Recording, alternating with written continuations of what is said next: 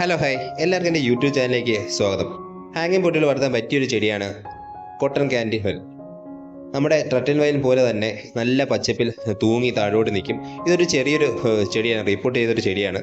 ഇനി ഒരു 3-4 മാസം കഴിയുമ്പോഴത്തേക്ക് നല്ല കണക്ക് ഇലയെല്ലാം താഴോട്ട് മുടി കണക്ക് തൂങ്ങി വരും. അപ്പോൾ കാണാൻ അതിമനോഹരമായ കാഴ്ചയാണ്.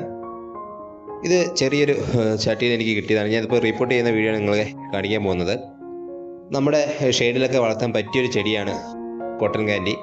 നല്ല പച്ചപ്പാണ് ഇതിൻ്റെ ഇലകൾക്കെല്ലാം. അതുപോലെ തിക്കായിട്ട് ഇത് വളരും. അധികം വലിയ പരിചരണമൊന്നും കൊടുക്കണ്ട, ജലസേചനം മാത്രം എന്നും കൃത്യമായി കൊടുത്താൽ മതി. നല്ല രീതിയിൽ വളർന്ന് ഒരു 4-5 മാസം കൊണ്ട് വളർന്ന് ഇറങ്ങും.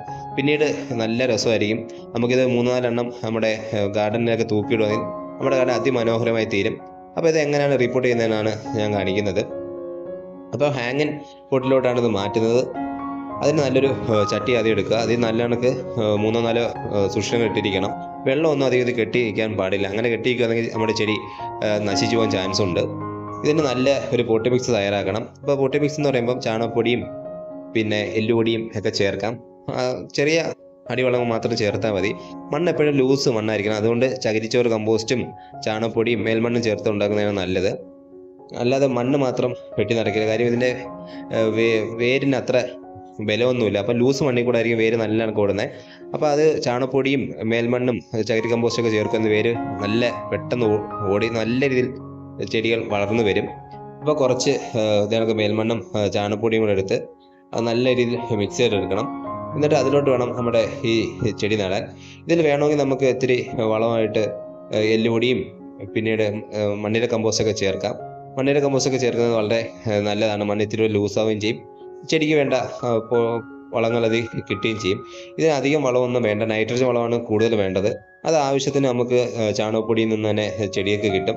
പിന്നീട് ഇത് വളർച്ചയായിട്ട് അല്പം യൂറിയാണ് വളരെ കുറച്ച് അളവിൽ മാത്രം വെള്ളത്തിൽ കലക്കി ഒഴിച്ചു കൊടുത്താൽ മതി.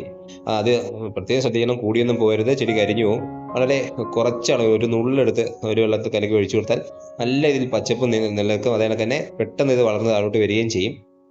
പിന്നീട് ഇതിനൊക്കെ നല്ല രീതിയിൽ അത് മിക്സ് ചെയ്തെടുക്കണം.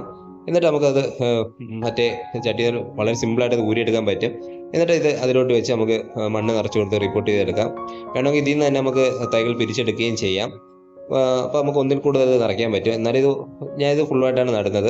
ഇങ്ങനെ നട്ട് നമുക്ക് ഏകദേശം ഒരു 3-4 മാസം ആകുമ്പോൾ തന്നെ ചെടി നല്ല രീതിയിൽ ഇലയ്ക്കൊക്കെ നല്ല വലുപ്പവും നല്ല രീതിയിൽ താഴോട്ട് തൂങ്ങി വരികയും ചെയ്യും. എന്നിട്ട് വേണമെങ്കിൽ പിന്നീട് നമുക്കത് അതിൽ നിന്ന് പുതിയ തൈകൾ അടർത്തിയെടുത്ത് മാറ്റി നടാം.